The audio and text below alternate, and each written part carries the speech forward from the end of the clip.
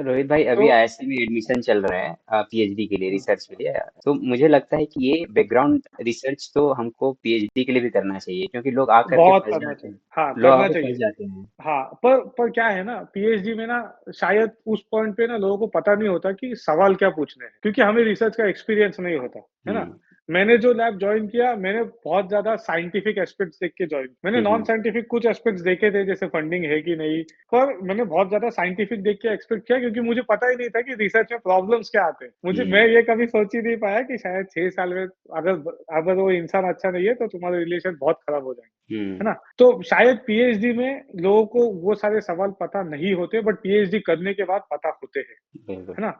और पीएचडी करने के बाद तुम्हें पता होता है कि तुम्हें क्या चाहिए एक इंसान में, और आई थिंक क्या चाहिए से ज्यादा इंपॉर्टेंट ये है कि क्या नहीं चाहिए। हम्म।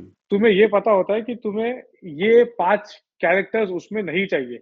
अगर इन 5 में से 2 कैरेक्टर्स है तो मैं वो लैब नहीं जॉइन करूंगा। And I hmm. Think lab छोड़ना, लोग इसको पता नहीं, एक ना ऐसा कॉन्साइंस है हमें कि हम लोग ना इसको गलत मानते हैं, वो गलत नहीं है। हम्म। पीएचडी स्टूडेंट्स के लिए तो एक ही है एडवाइस, अगर आपको 2 साल 3 साल में भी लग रहा है कि जो लैब में आपने ज्वाइन किया है वो बंदा अच्छा नहीं है, हाँ, या वो लैब का ट्रैक रिकॉर्ड अच्छा नहीं है, बहुत सारे पीएचडी लोग इंक्लूडिंग मी, हम लोग शायद ये सोच लेते हैं कि नहीं, हम अपनी मेहनत से चीजें बदलेंगे।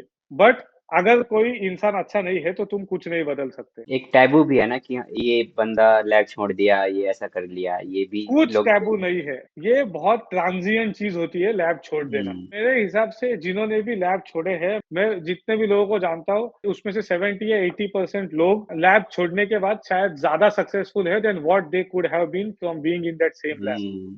हम्म। तो ये टैबू बहुत गलत है कि लैब छोड़ना गंदी बात है। बट हाँ, अगेन हर जगह पे एक बैलेंस होना चाहिए। अगर आप इंडिया में रह के एक्सपेक्ट कर रहे हो कि वो बंदा हमें 4 बजे लैब से जाने दे, तो उसमें शायद वो बंदा गलत नहीं है। हम्म। आपने ये देखना चाहिए कि आप काम करने को रेडी हो, आपने ये मानना चाहिए कि शायद कुछ एस्पेक्ट्स आपके भी गलत होंगे, बट इस लैब का ट्रैक रिकॉर्ड ही है कि हर कोई 8 और 9 साल में गया है, वो भी 8 और 9 साल में सबके अच्छे पेपर्स भी नहीं है, हर कोई इस लैब से रो रो के निकल रहा है, हर किसी का झगड़ा हो रहा है बॉस के साथ, तो शायद वो लैब अच्छा नहीं है। बिल्कुल। हाँ, शायद हर हर एक एस्पेक्ट्स लैब के बारे में अच्छा ना हो, बट कुछ इंपॉर्टेंट एस्पेक्ट्स होते हैं जो इंपॉर्टेंट होते हैं, और वो तुमने नहीं छोड़ने चाहिए। हम्म।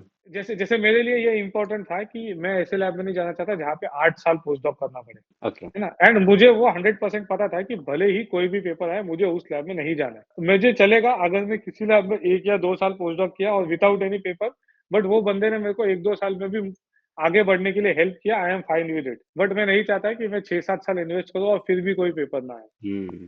पीएचडी के बाद आपको पता होता है कि क्या आपको क्या नहीं चाहिए, एंड अगर आपको लग रहा है आपने ज्वाइन करने के बाद कि शायद हमारा एनालिसिस थोड़ा गलत था, ये लैब हम्म। उतना अच्छा नहीं है जितना हमने सोचा था, और स्पेशली इन इन एस्पेक्ट्स पे अच्छा नहीं है जो अपने को फॉर श्योर नहीं चाहिए थे, तो छोड़ दो लैब, चेंज करो। जितने हम्म। जल्दी चेंज करोगे उतना बेटर रहेगा। एंड क्या होता है ना, अगर आपने 1, 2 या 3 साल में भी लैब चेंज की है ना, आपको लगता है कि 3 साल वेस्ट हो गए हैं, बट वो वेस्ट नहीं होता, क्योंकि आपने उस 3 साल में रिसर्च की दुनिया देखी है जो आपने पहले कभी नहीं देखी। आपने हम्म। एक थोड़ा सा ही क्यों ना हो एक स्किल सेट एक्वायर किया, एक माइंड सेट एक्वायर, ठीक है।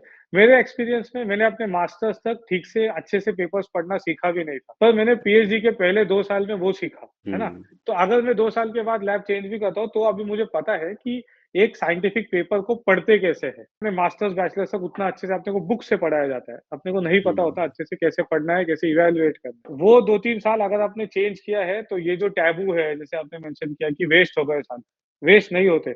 आपने कोई हम्म। स्किल सेट एक्वायर किया है जो आगे जाकर आपको हेल्प करेगा, है हम्म। ना। अगर आप थोड़ा फ्यूचर प्रोस्पेक्ट्स में सोचो ना, तो पीएचडी भी तो एक ट्रांजिएंट चीज है, राइट। आपको पीएचडी से कोई आउटपुट आएगा, और आप खुद को 5 या 10 साल बाद आपको कुछ चाहिए कि आपको एक स्टेबल जॉब चाहिए, या तो फैकल्टी या तो इंडस्ट्री, एक स्टेबल जॉब आप चाहिए तो फैमिली, ये करोगे आपको इतना पैसा चाहिए, इस सिटी में रहना है, और ये सब आपकी पीएचडी के बहुत बाद आने वाला है।